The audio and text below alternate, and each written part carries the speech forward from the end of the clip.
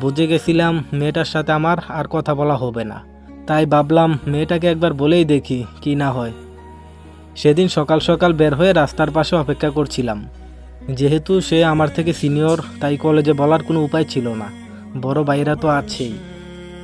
মেয়েটা ধীর পায়ে এগোতে লাগলো, আর আমার হার্টবিট ক্রমশ বাড়তে লাগলো।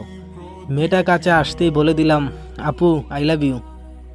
বিশ্বাস করেন, মেয়েটা এমনভাবে তাকাইছিল যে আমি প্রথমবার সরাসরি তার চোখের দিকে তাকিয়ে ভয় পেয়ে গেছিলাম। আর কোনো কথা শোনার অপেক্ষা না করে দিলাম এক দৌড়। কিন্তু বেশিক্ষণ দৌড়াতে পারিনি।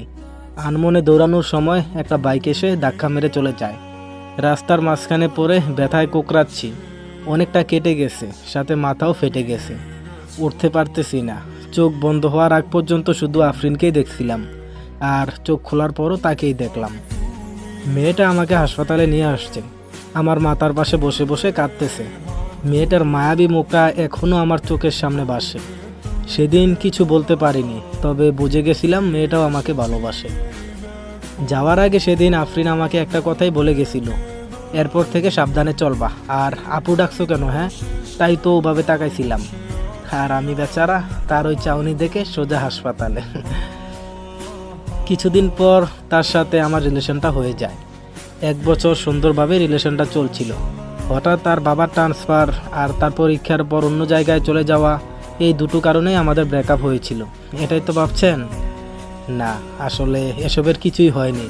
সে আরেকটা ছেলের সাথে মেলামেশা করত, যেটা আমার মোটেও ভালো লাগতো না। অনেকদিন মানা করার পরও সে শোনেনি, তাই জিজ্ঞেস করেছিলাম, তুমি কি ওর সাথে নতুন সম্পর্কে জড়িয়েছ নাকি? এটা বলার সাথে সাথে ও আমার গালে সজোরে একটা থাপ্পড় মেরে বলেছিল আমি নাকি তাকে একটুও বিশ্বাস করি না। অনেক কষ্ট পাইছিলাম সেদিন। তার কিছুদিন পর দেখলাম সত্যি ছেলেটার সাথে ওর রিলেশন আছে। আর কি, আমিও ছেড়ে দিলাম এই শহর, চলে আসলাম ঢাকায়। তারপর কেটে গেছে 4টা বছর। আফরিনের সাথে আর দেখাও হয়নি, কথাও হয়নি, তবে ফেসবুক আইডিটা ছিল।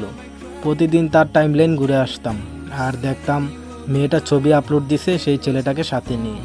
চলুন বাস্তবে ফিরি, অতীত খুবই বোরিং, বাস্তবতা উত্তেজনায় ভরপুর। আব্বু বলল, সানবি কেমন লাগছে তোর? আমি বললাম, আব্বু বিয়েটা তো ভাইয়ার, তাকে জিজ্ঞেস করলেই পারো। ভাইয়া আমার দিকে রাগী লুক নিয়ে তাকালো। আমি আপন মনে হাসতে লাগলাম। আমার আর আফরিনের সম্পর্কটা ক্রস কানেকশন। প্রথমে বড় আপু, তারপর গার্লফ্রেন্ড, তারপর এক্স গার্লফ্রেন্ড, আর আজকে ভাবি। ভাবি কেন বললাম জানেন? কারণ মেয়েটাকে সবারই পছন্দ হয়েছে। হঠাৎ আমি তাকিয়ে দেখলাম আফরিনের ঠিক পেছনে তার ছোট বোন নীলা দাঁড়িয়ে আছে।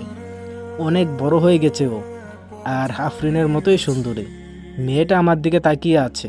আমিও এক দৃষ্টিতে তাকিয়ে ভাবছি 2 ভাই এক বাড়িতেই বিয়ে করব। তবে